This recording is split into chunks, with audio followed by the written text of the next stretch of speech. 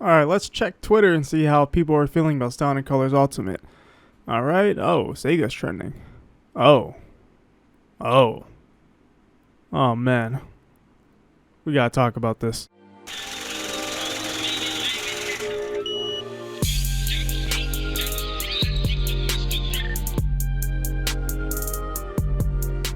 So Sonic Colors Ultimate. Leading up to this game, my opinions were kind of mixed, I'd say. At first, I was pretty excited, but then when more information came out, my opinions were kind of and then I got excited again, and then, up and down. There was just some things I was mixed on. But none of that really matters now because the game is out and I got to play it for myself. And I completed the entire game in about less than 2.5 hours. And currently, I'm getting every single red ring in the game and I'm going to unlock Super Sonic and then get all the S ranks and all that. I'm doing that currently, so I have about 7 hours of playtime in the game already. And I have a lot to say about this game and the everything around this game, honestly. But first things first, can I recommend this game over the original Sonic Colors? And the answer is kinda. Sonic Colors Ultimate, I think, is a better version of the original Sonic Colors Ultimate. I think the visual changes, for the most part, look better than the original colors, and there's a lot of new texture upgrades and just nice new shiny stuff. In that aspect, I personally think it is better, and the biggest thing to me that makes this game better are gameplay changes, especially with the homing attack. If you perfectly time the homing attack in Colors Ultimate, you get boost. And a lot of problems with colors for a lot of people was the boost just being limited to mostly capsules and some enemies in the game. Unlike Sonic Generations or Unleashed, where you can actually get boost through rings and just destroying enemies, you can kind of fill a gap or hole that Colors was missing with having the perfect homing attack. Almost anything you homing attack can give you boost. So, which is really cool, and it adds some new unique gameplay that you wouldn't get previously. Because Sonic Colors originally would kind of just give you boost when it wanted you to have boost. Initially, one of the things I complained about is the new feature called Tails Save, where Tails will save you from falling in a pit. And I thought this was going to be not cool at all, and it's going to be pretty lame. But it turns out it's not really actually that bad. There not being lives in the game is not an issue for me. I think infinite lives is a new trend that's been in a lot of games recently, and I actually don't mind it. But I just didn't like the fact that Tails would save you from falling into a pit. And honestly, it's not that bad, and it doesn't actually work for every pit in the game. It's only specific areas that they set that Tails will save you from. And I'm okay with that. It's not super universal, and sometimes you will fall and you will just go back to the checkpoint instead of having Tails save you. And one thing I'll say is when you're trying to collect red rings, it's pretty useful. I'm not gonna lie, when Tails just saves you. So I think for collecting stuff, it's fine. And I've hardly even seen it during my playthrough. I've probably seen it about like 2 or 3 times because, I'm not bad at the game. And then we have the new content, which I think can be hit or miss. Mostly with the customization, it's a little hit or miss for some people. I like the DLC stuff that you get through the Digital Deluxe Edition with the movie boost and the silver shoes. I think those are some really nice looking cosmetics. But then we also have the Rival Rush mode, which is actually surprisingly kind of fun. Metal Sonic wasn't really a pushover, and I actually had to try to beat him on a few of them. And all that sounds nice, right? Well, there's a big caveat with this game, and it's bugs, honestly. This game has a lot of bugs. And I played the best version of the game. I did not encounter a lot of bugs, and the best version of the game is the PC version. The main bugs I encountered were audio glitches where I would hear certain sound effects in one ear or the other, and it would sometimes switch.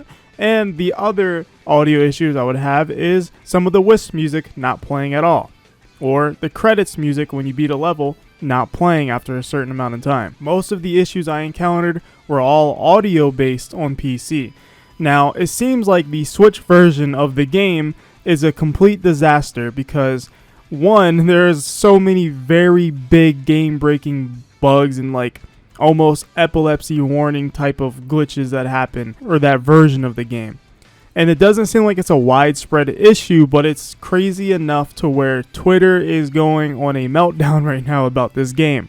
I don't think most people are experiencing that stuff, And I've seen a lot of people play through this game, and I've talked to a lot of other content creators as well that have played this game. There are a lot of little bugs, but big stuff like that seems to be happening most consistently on the Switch. And again, I don't think a lot of this stuff is happening to a lot of people, because I've seen people compare this to 06 levels of broken, and I don't think it's nowhere near 06 levels of broken. But I do think there should not be any excuses as to why the game launched like this. And especially even the best versions of the game having mainly audio issues is not really acceptable. I don't want to hear Sonic's boost in my left ear only. I don't think Colors Ultimate is a bad remaster by any means in terms of the actual content and like the work that was put into it. But what makes it look a lot worse are these bugs and these things that should be fixed and things that don't make sense. But I think like the content itself, Sonic Colors itself, Sonic Colors Ultimate itself is pretty good, and I enjoyed it. And again, personally, I didn't have many bugs. I really didn't. It was a mostly smooth experience, and I streamed the entire thing. And if you want to look at that stream, it's up on my channel. And I personally did try the Switch version, and what's more unexcusable about that version is the game being in 30 FPS on a Switch when it's a Wii game.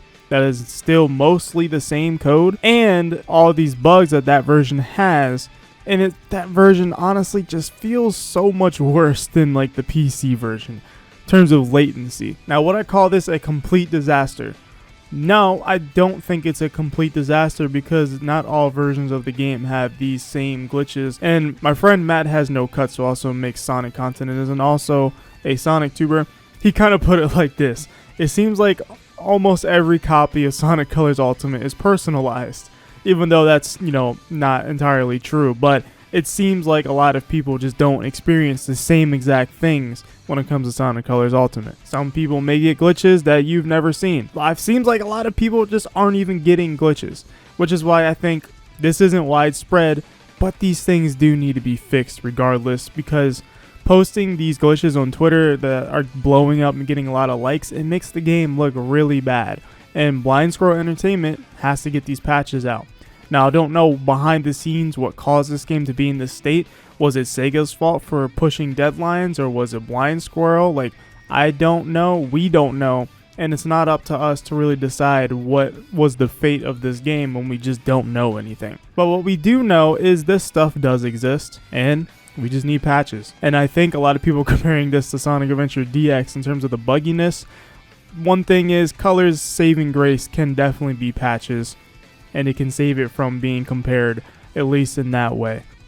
So I wouldn't call this a complete disaster, but it's somewhat of a disaster, to the point where Sega is trending on Twitter along with Sonic 06, the Switch, and Skyward Sword, all because of Sonic Colors Ultimate's bugs. So yeah, this is sending a message, and hopefully it shows that, the game needs to be fixed, at least. At the very least, I hope that's what comes out of this. Anyways, that's my opinions on Sonic Colors Ultimate. Thank you guys for watching this video. If you liked it, make sure you hit the like and subscribe if you want to see more like this. But anyways, I'll see you guys in the next one.